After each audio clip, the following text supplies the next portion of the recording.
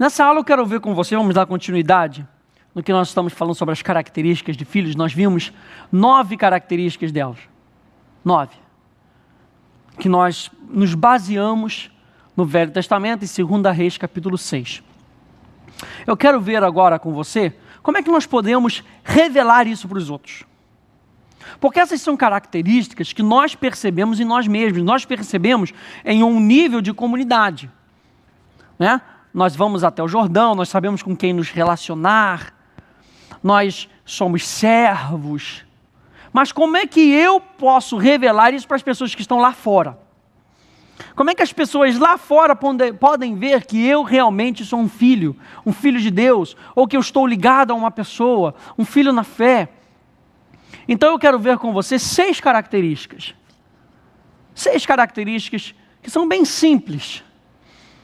E aqui você vai começando a pegar isso no seu dia a dia. No seu dia a dia você vai percebendo essas 6 características. Se você tem representado o seu Pai, Deus, aonde você está. E a primeira é o autocontrole, é a sobriedade. Isso fala muito, gente.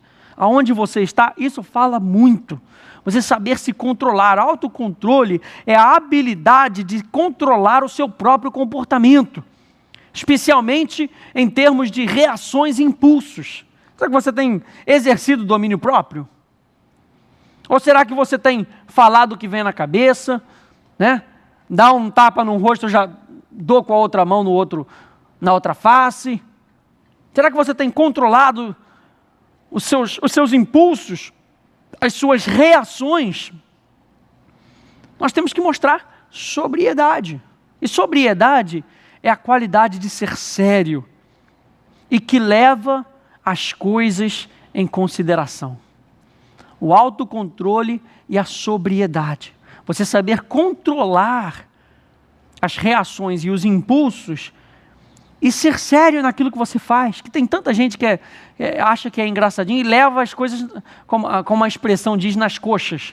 Não, nós somos sérios. Eu levo em consideração o meu trabalho, eu levo em consideração aquilo que o meu chefe diz, eu levo em consideração aquilo que os meus irmãos dizem, aquilo que as pessoas do mundo vão dizer com relação ao trabalho físico. Nós temos que ser sóbrios, ter autocontrole. 1 Tessalonicenses, capítulo 5, versos 5 a 6, vai dizer assim: porquanto vós todos sois filhos da luz e filhos do dia. Nós não somos da noite, nem das trevas. Assim, pois, não durmamos como os demais, pelo contrário, vigiemos e sejamos sóbrios. Isso vai refletir, gente, a qualidade de um filho que não é elevado pela dimensão da alma, dos sentimentos, mas tem a habilidade de responder do seu próprio espírito e controlar o seu próprio comportamento. Eu não respondo aos impulsos e eu não vou reagir emocionalmente aos desafios que se apresentam. As pessoas notam isso. As pessoas notam que nós somos diferentes da maneira que nós reagimos. E muitas vezes o diabo ele vai se manifestar, o inferno vai se manifestar só para ver a sua reação. E é na sua reação que você diz se você é da luz ou das trevas. Se a sua mentalidade, nós falamos na última aula de ter a mesma mentalidade, se a sua mentalidade é a de Deus ou é a do inferno. Porque não adianta só você dizer que é crente, não adianta só você dizer que é cristão, você tem que ter o comportamento correto. Você tem que ter o comportamento que é pertinente aos filhos da luz, que correspondem à sua fé. Não adianta só dizer que tem fé. Quando o mundo vem contra você e os desafios vêm contra você, o que você faz? Você se tranca no quarto e entra em depressão, mas você diz que você aguenta, você diz que você vai passar por isso, mas os seus sentimentos estão tão aflorados, as suas emoções estão tão afloradas, que você sucumbe à voz do desafio. Não queremos falar aqui que você não pode ter emoções, mas se as suas emoções anulam as atitudes de fé, ou se as suas emoções não são compatíveis a declaração da sua fé, tem algo errado. As suas emoções foram feitas para que você se relacione com esse mundo trazendo a graça de Deus, trazendo vida de Deus, trazendo alegria de Deus, trazendo certeza, trazendo paixão, porque você sabe quem você é, porque você sabe quem é o seu Deus, porque você sabe aquele a quem você adora, porque você conhece, e se você conhece, as suas emoções estão alinhadas, ou pelo menos deveriam estar. A sobriedade está, e a seriedade está com base na sua certeza, com base na vida de fé, com base na moção, na ação do Espírito de Deus. Quanto mais você se relaciona com Deus, mais a sua alma é moldada segundo o padrão do reino de Deus.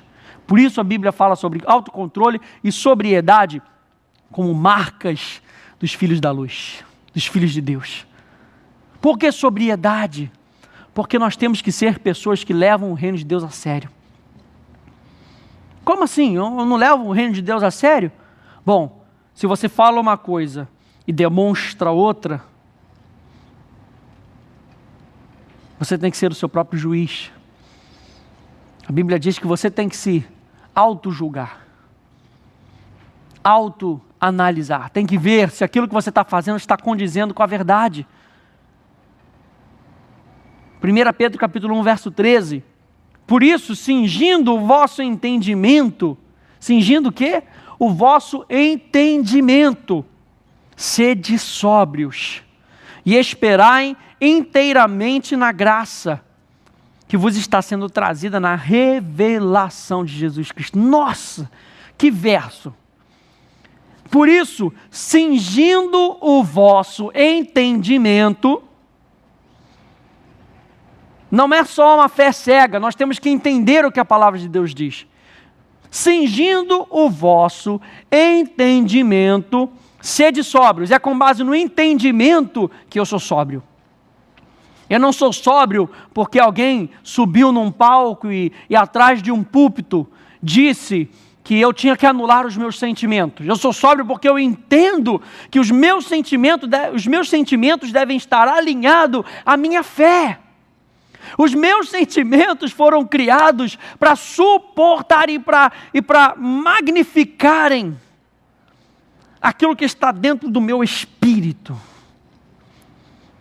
Você tem um espírito, eu tenho um espírito. Nesse âmbito nós somos um. Mas a sua alma é diferente da minha. O que nos diferencia um dos outros são os nossos pensamentos, é a nossa mentalidade. Por isso, nós começamos a ver na aula passada que nós temos que ter a mesma mentalidade, o mesmo sentimento. Isso vai unificar o povo de Deus. O povo de Deus está dividido numa questão não de espírito, mas de sentimento, de entendimento. Porque se nós somos filhos de Deus, aonde é que nós nos separamos? No entendimento. E o entendimento vai causar sentimentos. O entendimento vai causar, muitas vezes, divergência. Por isso, cingindo o vosso entendimento, sejam sóbrios. E faça o quê? Esperai inteiramente na graça. E aí o mundo vem com uma notícia. Olha só como é que o inferno, ele é sutil. Ele vem com uma notícia e ele espera a sua reação. E você naquela reação diz, não, eu não recebo no nome de Jesus. Você vira para aquela situação e diga, eu não recebo no nome de Jesus. O Senhor Jesus já fez isso na cruz do Calvário, já me libertou, já me curou. Mas depois de uma hora você é abalado. O inferno só espera. Não, beleza, confessou a palavra, não posso fazer nada. Mas vamos ver. Vamos ver se isso vai continuar. Vamos ver, eu vou só jogar mais um pensamentozinho e vamos ver se ele vai cair. Enquanto você resiste, você tem que esperar na graça, na influência de Deus, para que Deus faça a obra. Continue esperando e resistindo, sede sóbrios. No entendimento, renove a tua mente, continue renovando e continue esperando. E essa espera, olha só que maravilha, essa espera não é de braços cruzados, Essa espera que nós esperamos inteiramente na graça, ela é trazida através da revelação de Jesus. Quem é Jesus? Pedro, quem eu sou para você? É com relação nessa revelação, nessa revelação que nós esperamos.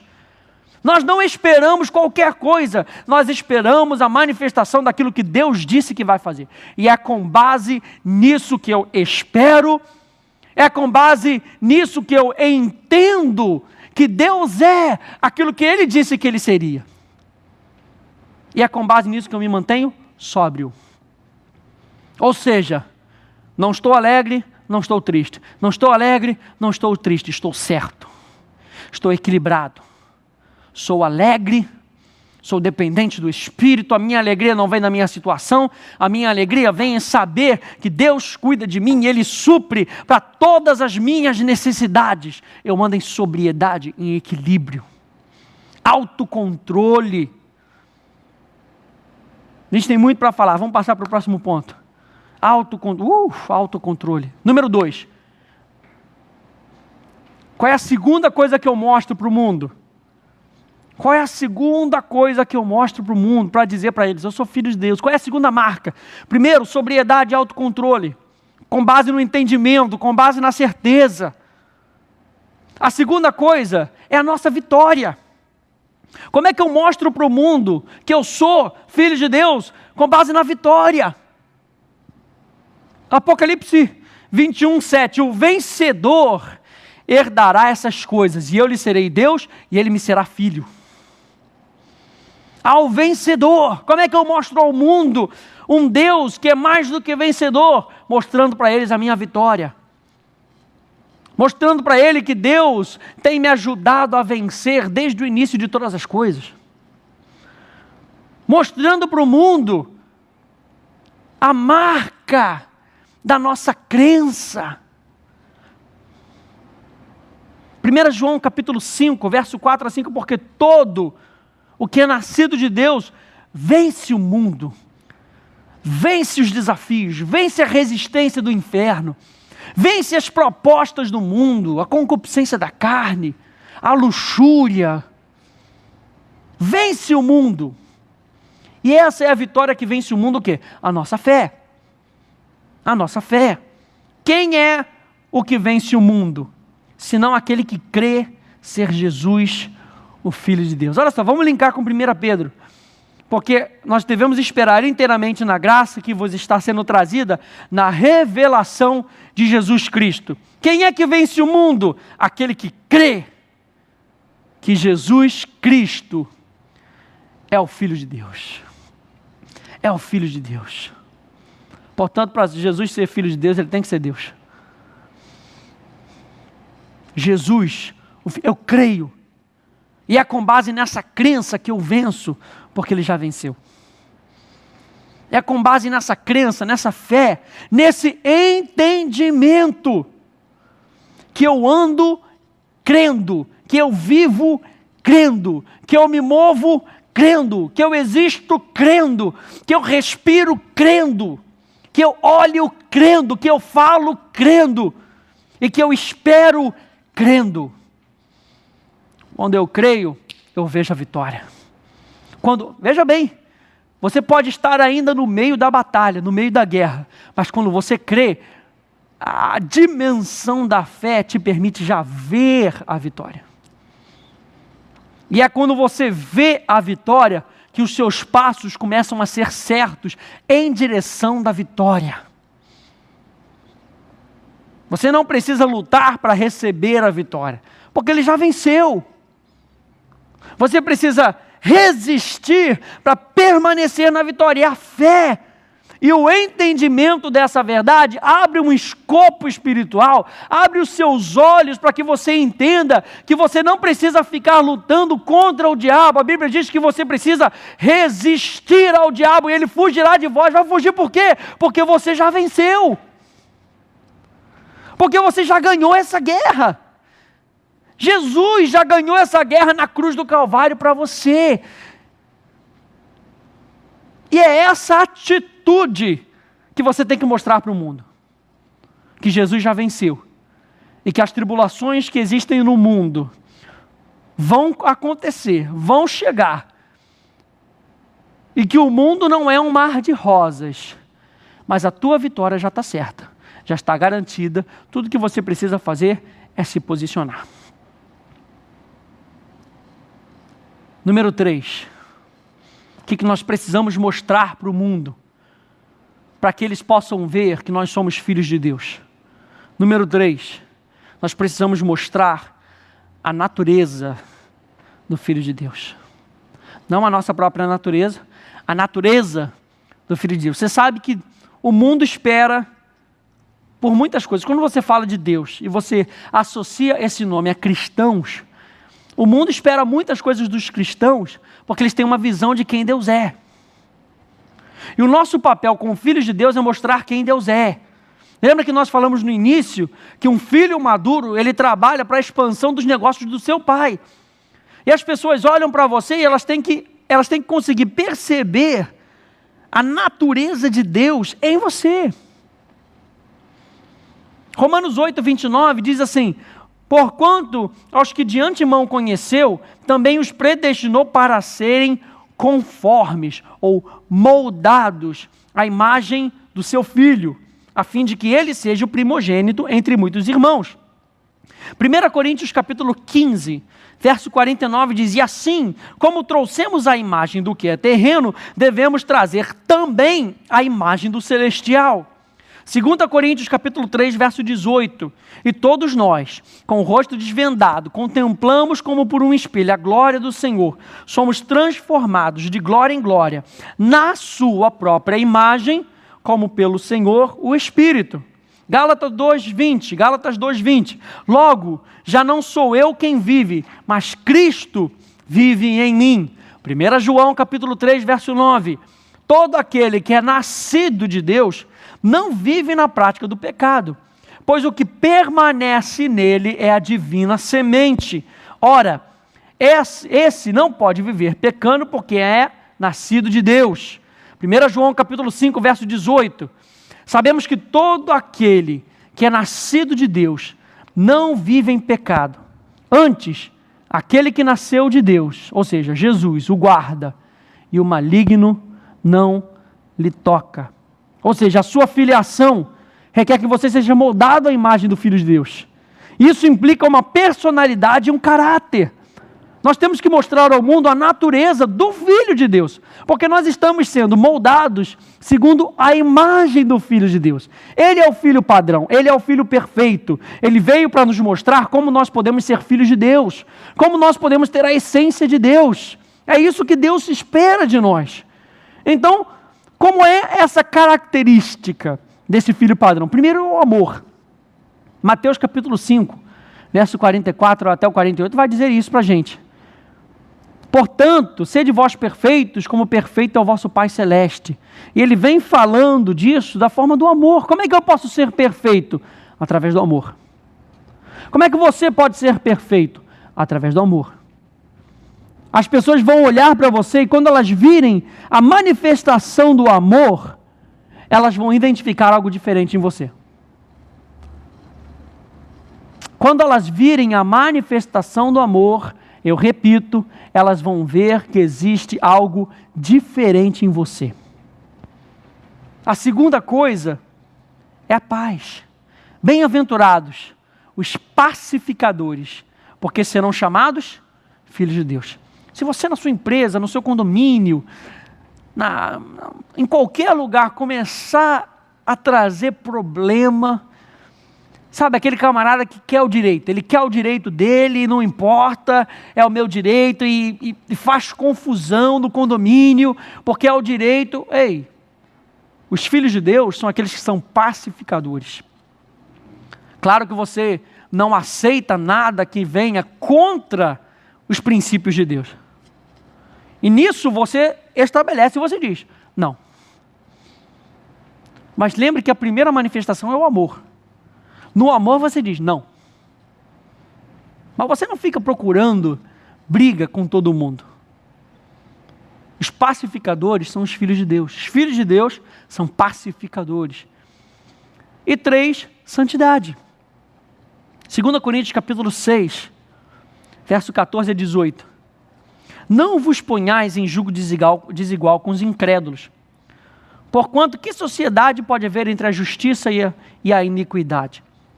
Ou que comunhão da luz com as trevas? Que harmonia entre Cristo e o maligno? Ou que união do crente com o incrédulo? E união aqui não é de você encontrar pessoas incrédulas, que você não pode trabalhar numa firma porque existem pessoas incrédulas. E união aqui fala de relacionamento. Lembra que nós falamos na aula passada sobre o relacionamento, sobre permanecer, sobre casar. E quando existe um casamento, existe uma caminhada junto, existe uma certa influência. Então, que união, que relacionamento do crente com o incrédulo? Que ligação há entre o santuário de Deus e os ídolos? Porque nós somos santuário do Deus vivente. Como Ele próprio disse, habitarei e andarei entre eles. Serei o seu Deus e eles serão o meu povo. Por isso, retirai-vos do meio dele, separai-vos, diz o Senhor. Não toqueis em coisas impuras e eu vos receberei. Serei vosso Pai e vós sereis para mim filhos e filhas, diz o Senhor Todo-Poderoso. O que Deus está esperando? Que nós andemos em amor, nós manifestemos a sua paz e nós demonstremos a santidade. O que o apóstolo está falando aqui para nós, para que nós possamos entender? Que se eles não quiserem seguir na luz, se eles não quiserem andar na luz, eu não vou ficar brigando com ninguém, eu sou um pacificador, eu ando em amor e eu prefiro continuar com Deus. Então, eu não me relaciono com pessoas que decididamente não querem andar com Deus. Quem é o centro? É Deus. Quem é a vontade para fazer tudo? Vem de quem? Vem de Deus. Santidade, amados, não é não pode e pode, pode e não pode, eu não posso fazer isso. E aí as pessoas vêm para nós e perguntam, não, mas ser crente pode ir para a igreja, pode ir para a praia? Pode ir para o cinema? Santidade não é poder ou não poder, que as pessoas usam esse verso aqui como se elas tivessem que ser excluídas do mundo. Nós estamos incluídos dentro de uma sociedade, nós temos o privilégio de resgatarmos essa sociedade para o reino de Deus. Então nós temos que estar inseridos no contexto, mas nós temos que estabelecer um padrão. E o padrão não é não pode ir para a praia, e o padrão não é não pode ir para o cinema, o padrão é Deus. Deus. Qual é o princípio? Qual é o padrão? O que Ele quer? O que eu estou vendo? O que eu estou ouvindo? Isso tem agradado a Deus? Isso influencia o meu relacionamento com Deus? Ir ao shopping faz com que você seja mais salvo ou menos salvo? Você que tem que responder isso. Se às vezes dirigir um carro, você perde totalmente as estribeiras, você tem que reavaliar e talvez começar pegando ônibus, para que você mantenha a sua pureza, para que você mantenha o seu padrão de santidade, que é o padrão, é o padrão de santidade de Deus, não teu, porque as igrejas fazem padrões de santidade diversos, mas o que Deus quer? Então como é que nós podemos mostrar ao mundo que nós somos filhos de Deus? Através da natureza do Filho de Deus. Nós falamos apenas 3 aqui: amor, paz e santidade. Número 4, nós temos que ter um espírito sensível. Um espírito sensível. Romanos 8,14, porque todos os que são guiados pelo Espírito são filhos de Deus. Temos que ter um espírito sensível para permitir com que Deus fale conosco. E muitas vezes Deus vai falar com você e você vai falar com uma pessoa, elas ficam boquiabertas. De onde é que veio isso? Poxa, eu estava pensando aqui de ter um bombonzinho aqui, você vai ter um bombonzinho na sua gaveta e para você. Não precisa falar que foi Deus. Não, olha, o Senhor Jeová me pediu que eu lhe desse esse bombom. Eu não preciso falar isso. Você só precisa dar um bombom e a pessoa vai notar que existe algo de diferente. Caramba, mas eu estava querendo, poxa, que bom, poxa, isso é para você, poxa, um presente, só para dizer poxa, que a gente aprecia você aqui no nosso escritório. Seja sensível à voz do Espírito Santo. E como é que eu posso me fazer sensível? Como é que eu posso ser mais sensível? Primeiro, medita na palavra. Medita na palavra, igual Deus falou para Josué. Olha, Josué, ninguém vai poder te resistir. Gente, quando o fruto do Espírito se manifesta, contra essas coisas não há lei. E quando você medita na palavra, preste atenção, quando você medita na palavra de dia e de noite, ninguém te pode resistir. Sabe por quê? Porque você fica cada vez mais sensível à voz do Espírito Santo. Você fica cada vez mais sensível à direção do Espírito. E aí Deus vira para Josué e fala assim, olha só, ninguém te poderá resistir todos os dias da tua vida. Mas você tem que ter o cuidado de fazer tudo aquilo que eu disser para você fazer. Então não é só fazer qualquer coisa, é fazer aquilo que Deus mandou você fazer. Mas como é que eu posso saber disso? Medita na palavra, para que você seja sensível. Sensível. Tão somente ser forte e muito corajoso, para teres o cuidado de fazer segundo toda a lei que meu servo Moisés te ordenou. Dela não te desvies nem para a direita, nem para a esquerda, para que você seja bem sucedido por onde quer que você ande. Essa palavra funciona em qualquer lugar. A palavra de Deus funciona em qualquer lugar. Aonde você estiver, se você estiver sensível à voz de Deus, você vai andar em vitória. Você vai conseguir realizar os planos de Deus. E talvez você fique, será que é? Será que não é? Deus está dizendo para Josué, Josué, filho, ser forte e corajoso. O que eu te mandar fazer, sou eu que te capacito. Às vezes é dar uma palavra para uma pessoa, é trazer uma palavra. Você não precisa dizer que é uma palavra profética. Você vai dizer para essa palavra, olha só, eu tenho algo aqui para te dizer, não sei como é que você vai receber. Não sei se você acredita em Deus, mas alguma coisa aqui está me dizendo, Deus está me dizendo que você está passando por isso, por isso, por isso, por isso, e Deus falou para te falar que Ele vai interceder nessa tua causa, vai intervir nessa tua causa. Seja sensível. Seja sensível. 2, pratique a palavra. Tornai-vos, pois, praticantes da palavra e não somente ouvintes, enganando-vos a vós mesmos. Tiago 1:22. Pratique a palavra. Dê o primeiro lugar à palavra. Enche o teu coração com a palavra. Enche o teu coração com a verdade, para que você possa saber o que é certo e o que é errado. Leia a palavra, leia Provérbios, para você saber o que é certo e o que é errado. Leia as epístolas, para quê? Para que você saiba o que é certo e o que é errado. E deixe o Espírito Santo te guiar. Quando você estiver cheio da palavra, você vai ver que o Espírito Santo vai te guiar de forma muito fácil. E isso não é uma coisa, você ouve o Espírito Santo aqui, daqui a 10 dias você... Não, eu ouvi o Espírito Santo há 10 dias atrás, então o canal está limpo. Não. É algo que nós devemos fazer sempre. Encher-nos da palavra, viver cheios da palavra. Número 5. Herança. Como é que eu posso mostrar para o mundo... Como é que eu posso mostrar para o mundo que eu sou filho de Deus? Nós já vimos o número 1, autocontrole e sobriedade. Número 2, a nossa vitória, nós sermos vencedores. Número 3, nós temos que mostrar a natureza do Filho de Deus. Número 4, nós temos que ter um espírito sensível. E número 5, nós temos que mostrar a eles que nós temos uma herança. Gálatas 4:1, verso 7 vai dizer que você não é mais escravo, que você é filho, e se você é filho, você também é herdeiro. Quando você conhece e você vive essa herança que Deus tem para você, você mostra ao mundo que você é filho de Deus. Você mostra ao mundo que você é filho de Deus. Deus já te deu todas as coisas que você precisa para que você viva uma vida de piedade, ou seja, de semelhança, de devoção a Cristo.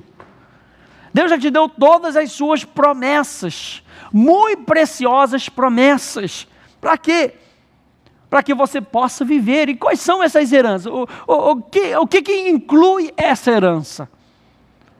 Você está falando aí que eu tenho que mostrar a minha herança. Essa herança é dinheiro? Essa herança, o que é? Eu vou falar para você, essa herança, número 1, é a vida eterna. Número 1, a vida eterna. É a qualidade da vida do reino de Deus. Você não pode dizer que você tem vida eterna e continuar doente, miserável, pensando pequeno, parado na vida. Você não é um pântano. Lembra que nós falamos na aula passada sobre o Jordão? O Jordão é um rio que flui.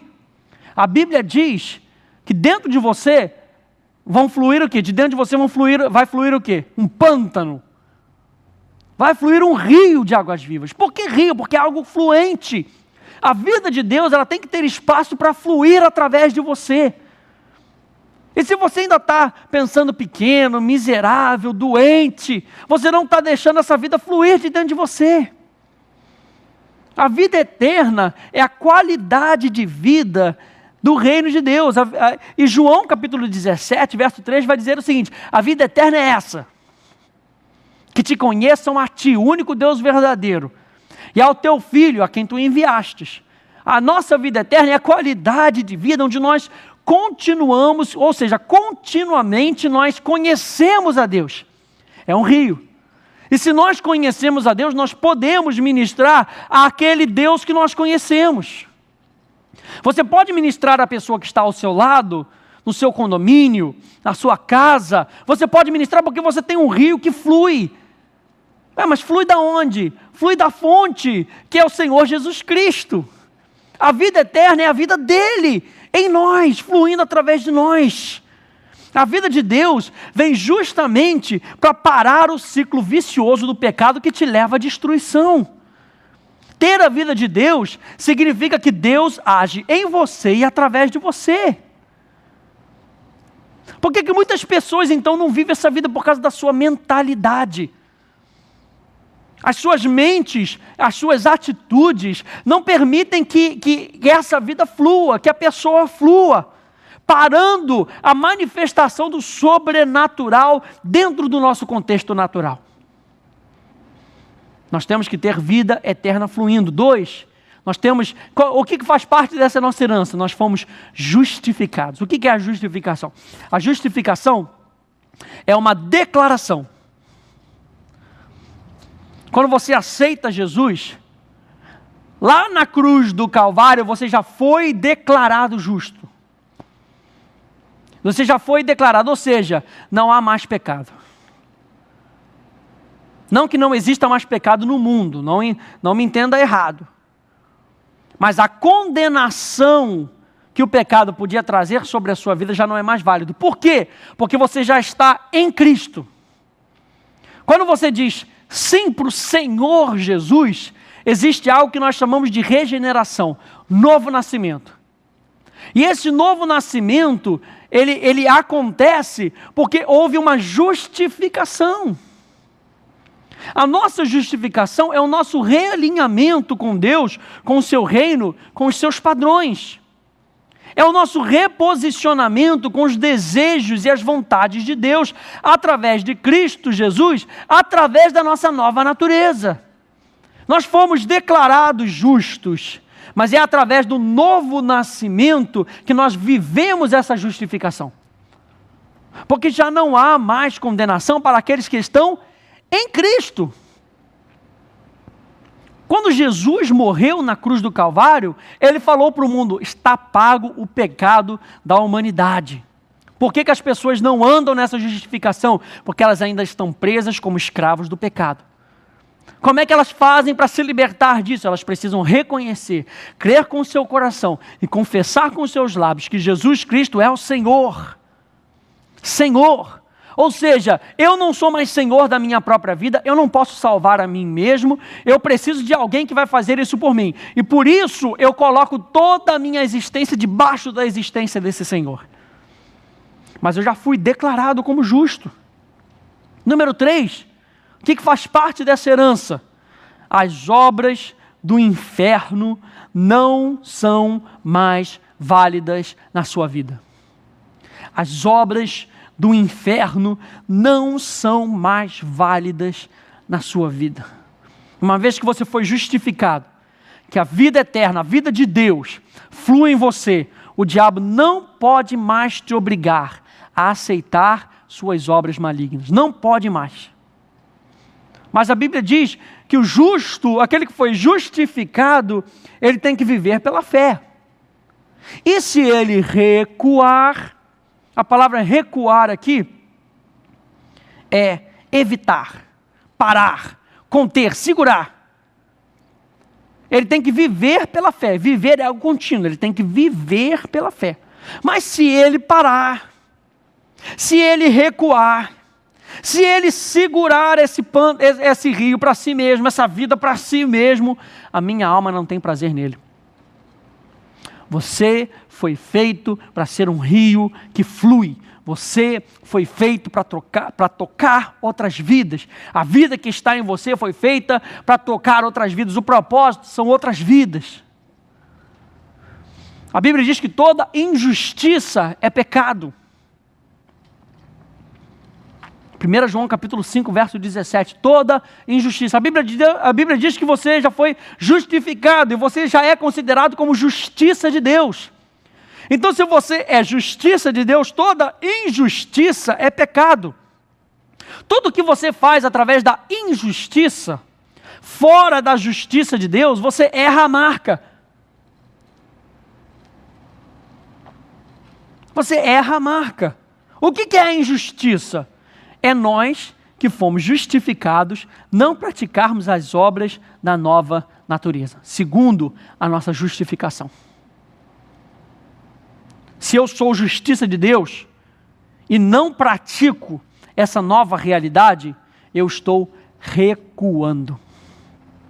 Eu estou recuando. Estou vivendo uma vida de injustiça. Se eu não pratico, ou seja, se eu pratico, a injustiça, eu não agrado a Deus e abro uma porta para o maligno me tocar. Mas como é que você pode dizer isso? Porque em 1 João capítulo 5, verso 18, diz assim: sabemos que todo aquele que é nascido de Deus não vive pecando, não vive na injustiça. Antes, o guarda aquele que nasceu de Deus, e o maligno não lhe toca. Mas por que o maligno tem tocado há muitos crentes que nasceram de Deus? Porque eles praticam a injustiça. Não a injustiça social, a injustiça que é pecado para Deus. A falta da prática da nova natureza. O justo viverá pela fé. O justo viverá pela fé. E qual é o último ponto que eu quero trazer para você aqui? Intimidade. Como é que eu mostro para o mundo que eu sou filho de Deus? Intimidade. Pois todos os que são guiados pelo Espírito de Deus são filhos de Deus.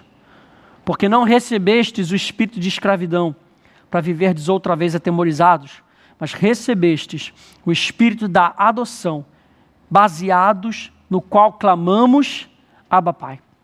E o próprio Espírito testifica com o nosso espírito que nós somos filhos de Deus. Intimidade, você chamar Deus de Pai. Você viver num relacionamento com Deus como Pai. Isso faz parte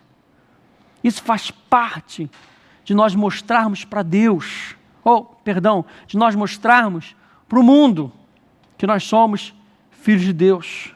E nós vimos tudo isso no capítulo 1, quando nós falamos sobre Abba, sobre Pater. Nós vimos que existe uma mudança de status. Nós vimos que existem níveis de maturidade relacionados a isso. Nós vimos que existe uma quebra de barreiras, onde nós não somos mais escravos, hoje nós somos filhos de Deus. Nós temos que andar em intimidade com Deus, se nós quisermos mostrar para o mundo, para o mundo que nós somos filhos de Deus, ande em intimidade, seja sensível à voz do Espírito Santo, viva a sua herança, viva em vitória, ande em sobriedade, em seriedade com as coisas de Deus, ande em amor, em paz, em santidade, mostre a natureza do Filho de Deus, e as pessoas vão olhar para você e vão ver em você o Filho de Deus. E isso vai trazer glória para Deus, porque as pessoas vão ser alcançadas através do teu testemunho de vida. Essa é a nossa adoração para Deus, esse é o nosso conhecimento aplicado, a sabedoria aplicada, quando nós no nosso dia a dia manifestamos a presença de Deus. E nós somos veículo e canal da vida de Deus. Quando o mundo reconhece isso, não tem outra coisa a fazer a não ser glorificar a Deus e dar vazão àquela fome, aquele vazio que eles têm dentro dele. Tudo que Deus precisa é de um agente.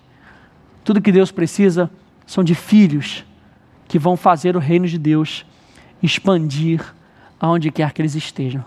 Que Deus te abençoe no nome de Jesus.